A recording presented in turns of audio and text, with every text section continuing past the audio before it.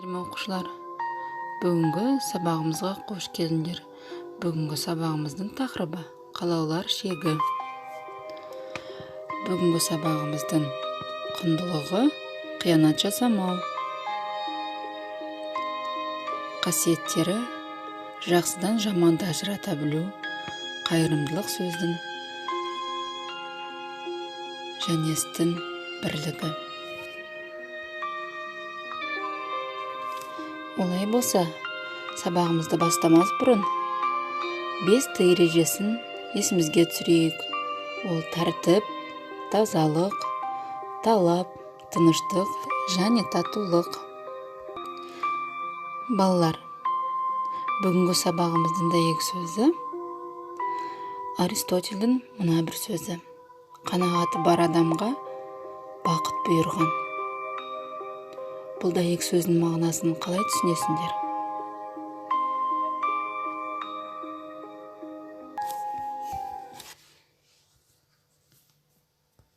Жаңа ақпарат, қанағатшылық, адамның барға риза болуын, місе тұтуын, нысаптан шықпауын, нәпсіге ермеуін білдіретін ұғым. Қанағат ету, жетіспеушілікке, таршылыққа төзіп шыдау емес, ақылға сүйеніп, сабыр мен өзін-өзі тежеу. Қанағат ізгілер ұсталған жол. Бұл баршаның бойына жарасатын көркем сипат, ешқашан ортаймайтын қазына, дәулет. Қанағат әдептіліктің басты белгісі. Ол адамның сана сезімі мен іс қимылындағы жақсы әдет. Қанағатты әдетке айландырған жан өмір бойы игілігін көреді. Өйткені ол адамшылдық жолдан тайдырмайды. Аздың өзіне қанағат қылдырады. Сондай-ақ ол ашкөзділікке жібермейді. Біреудің дүние затын сұқтандырмайды, сұғанақтық жасаттырмайды. Сондықтан қанағатшыл кісі жұмсақ, кішіпейіл де қарапайым болып, көптің құрметіне ие болады. Жақсы балалар. Енді мұғалім сізге ретінде мен сіздерге мына роликті алып келдім. Соған назар аударайық.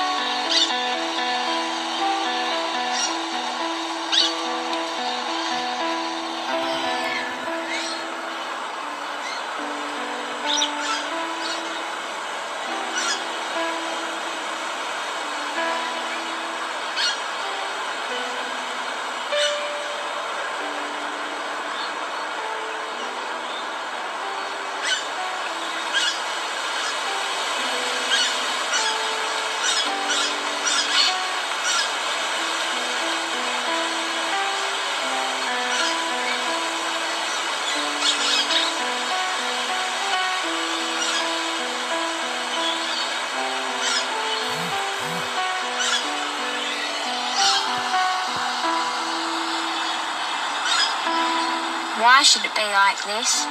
I don't know. It's not fair. Yeah, I know. There's nothing that we can do. I don't want to be like this. Me neither. I wish I was like him. I want to be like him. I want to be like him. I want to be like him.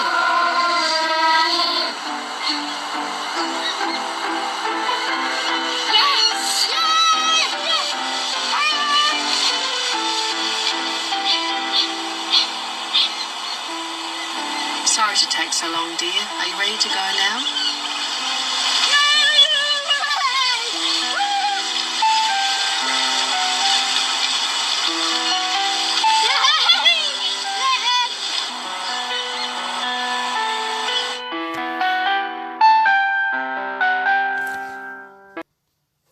Олай болса, балалар, мына сұрақтарға жауап берулерін сұраймын. Балалар, осы бейнероликтен қандай ой түйдіңдер? Бейнероликтегі балалардың іс-әрекетін қалай бағалайсыздар? Қанағатшылдық қандай қасиет екендігіне көз жеткізе алдыңдар ма? Осы сұрақтарға жауап бере алсаңдар, шығармашылық жұмысқа көшейік. Қазір біз сіздермен бірінші тапсырманы орындаймыз. Ұлы ғұламалардың қанатты сөздеріндегі негізгі ойды анықтап, бүгінгі өмірмен байланыстырып, өз ойларында түйіндеңіздер. Бірінші тапсырма ол біздегі кітаптардың орналасқан.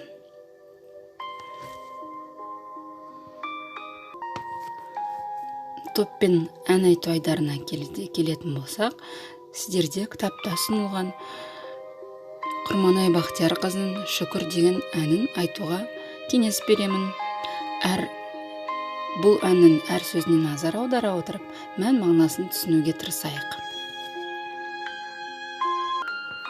Үй тапсырмасы ретінде, балалар, Өтебай Тұрманжановтың «Аққуды атпас болар» деген өсиет әңгімесін оқып келуге тапсырамын. Олай болса, сабағымыз аяқталды. Келесі кездескенше, балалар.